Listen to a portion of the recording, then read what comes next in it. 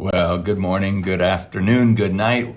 Whenever it is that you are watching this, I'm Reverend Rich, pastor here at Bellevue First United Methodist Church or First UMC of Bellevue. We go by both names. Guess we got to figure that out sometime. But happy Pentecost.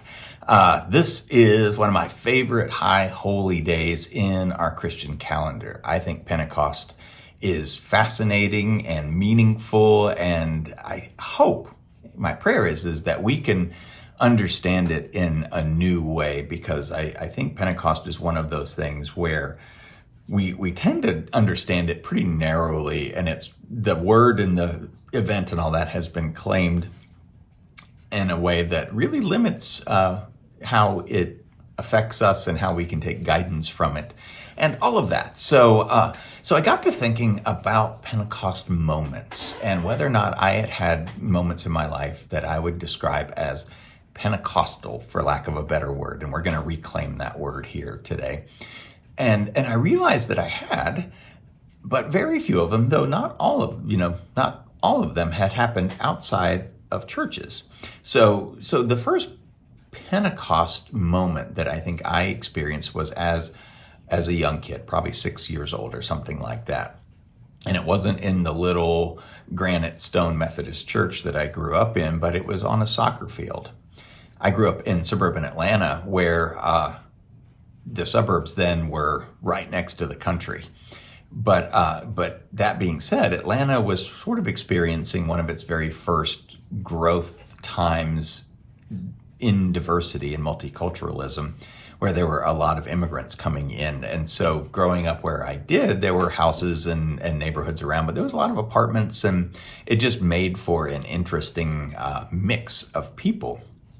And so thinking back, one of the very first soccer teams I was on, it wasn't just a bunch of white suburban kids. It was white suburban kids and white country kids and not white country kids. And there were African American kids. There were kids who were different, skin tones, who might have been from Ethiopia or Cambodia or Vietnam on the team. And it was one of my very first experiences with diversity. And I was thinking back, and it was interesting because there was a lot of diversity in that first team. And in fact, almost all the soccer teams I played on, there was diversity. And which is why it's so meaningful to me. But that very first team I played on, there were kids of different nationalities. There was one kid whose dad was a mortician, which kind of creeped us all out. We thought that was really weird. And there was one kid who was twice the size of everybody, even back then as 6-year-olds. If you look at the team picture, he's just towering above everybody. And he went on to be a pretty famous and successful music producer who worked with bands like Aerosmith. And he was a super nice guy back then. I went to high school with him too, and he was a nice guy through high school, and so it's good on him. But I look back on that team. Interestingly, the name of that team was the Firebirds. So it had this little sense of something like flame-oriented, like a phoenix, but that team and that experience to me was Pentecostal in a way, and not in the way where we were speaking in tongues or anything like that, but there was a group of people who were very different, who came together in appreciation and not just tolerance, but to really be bonded together in pursuit of something larger and grander. And so I think that is Pentecostal, and that gives us a hint on how we can redefine Pentecost for us here today. So my second experience that I could think of, again, wasn't in a church, but it was at a Garth Brooks concert when I was a young man. I went up with some friends to see Garth Brooks in North Carolina, and we got to that part near the end of the concert where he started singing Friends in Low Places.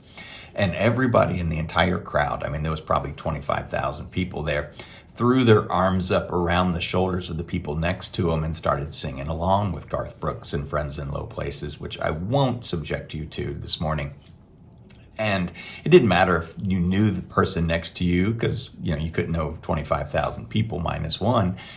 And everyone had their arms around each other, down on the floor, up in the stands, all of that.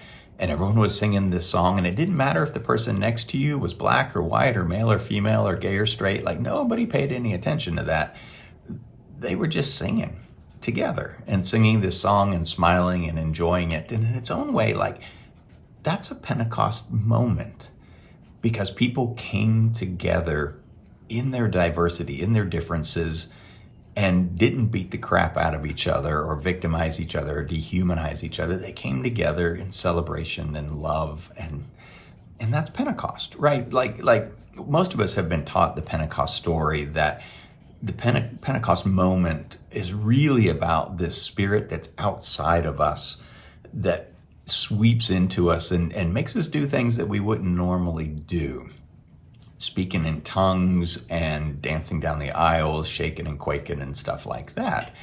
And for years, that's kind of what I always thought about the Pentecost text and moment. And, then I would say, well, then I really haven't had a Pentecost experience. But then lately I've been thinking back about, well, maybe that's not the heart of Pentecost. Maybe the heart of the Pentecost event is that there was Parthians and Medes, and, there's this big list, Galileans, and where's the big list?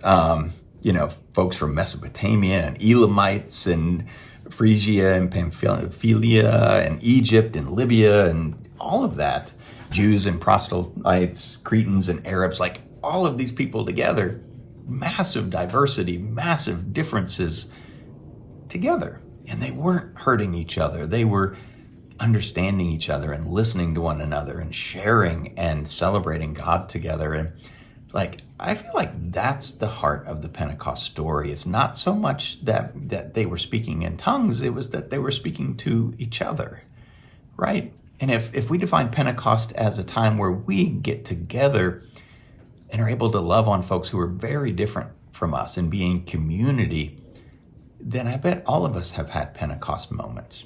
And it means that we can be Pentecostal. And maybe that's what my hope is for us as a progressive church, as an emerging church, is that we can reclaim this spirit of Pentecostalism, where it's not speaking in tongues again, but it's about togetherness. So people are surprised when they learn that early American Methodists in particular were Pentecostal. Like, they used to have these big camp meetings where they would be preaching all day for several days, and probably good music, and people would come from all around. There might be, farmers and people from the cities and store clerks and all of that, and they would come together, and it was a big time. And there were speaking in tongues and dancing and high emotionalism, and it was generally understood to be a pretty rowdy affair. So much so that it wasn't uncommon for there to be babies 9 months after camp meetings and all of that stuff. But so we have Pentecost in our roots as Methodist. But if we define it again as just speaking in tongues, then I think most of us are going to shy away from it. But if we understand Pentecost as God's Spirit that is dwelling in us, that helps us not just to ignore our differences, but to accept the differences, then I think we can be Pentecostal and claim that and celebrate that. And I have a feeling my Pacific Northwest people are going to be like, yikes, you're asking us to be Pentecostal. Well, yes, I am, but in a new way. One of the things that I've come to believe is that the churches that exist today that are reconciling churches, that are open to LGBTQ members, that are open to different kinds of people that might not fit easily into the categories of our lives that we were raised with or that we're used to. The churches are saying, you are welcome here. Not only will we tolerate you, because I hate that word, like we will tolerate each other. There's nothing welcoming about tolerance. I mean, it's better than violence, but it's still not enough. Our Pentecostal call, our call from Pentecost, is to be able to be together in our differences, in our uniqueness, and not just tolerate, but to dialogue and be in relationship and to hear and be heard and to discover who God is together. Like, I think churches that are open and affirming in their own beautiful, brand new way are Pentecostal. And I think that's my hope. In Bellevue here, Bellevue, Washington, year by year, probably month by month, it's becoming more and more diverse. And I think what an incredible opportunity for us is to say, okay, well, how do we get out of the four walls of our church and enter into authentic relationship with this diverse community in a way where we can be together and not minimize or ignore our differences, but still break bread together and be in a relationship and love on one another and support one another and discover who God is together. Like, I think that's our call for right now. And my hope is that we can do it in a way that's authentic to us, because that's always the challenge in ministry, right? Like most churches struggle in ministry and outreach because they feel like ministry looks like A, B, or C, where I think sometimes ministry looks like X, Y, and Z, that it needs some creativity attached to it. And I think that part of our call is to be creative enough when we think about our communities. How do we serve our communities? How do we build community and participate in our communities, to do it in a creative enough way that the people around us wonder what the heck we're doing and kind of look at us and go like, what have they been smoking since cannabis is legal here? But no, I mean, that's kind of what they're saying in this text, right? Is the people are looking at him and saying like, have they been drinking wine? Like, what they're doing is puzzling enough to the people outside that they attribute it to some sort of intoxication. Like, that's a good goal for us. We want people to look at us as faith communities and wonder what motivates us to do the things we do creatively and openly. And that's my hope, that they look at us and wonder if we've been filled with new wine, will inside our hearts know that like, nope, we haven't been drinking, we haven't been smoking, that we're just living life in the Spirit because there's life in the Spirit, right? So may it be so. Okay, it's a beautiful day here, probably a beautiful day where you're at, so let's hit the end and get out and do our thing. So be kind to others around you, be kind to yourself, and may God's spirit of newness blow into your life just when you need it.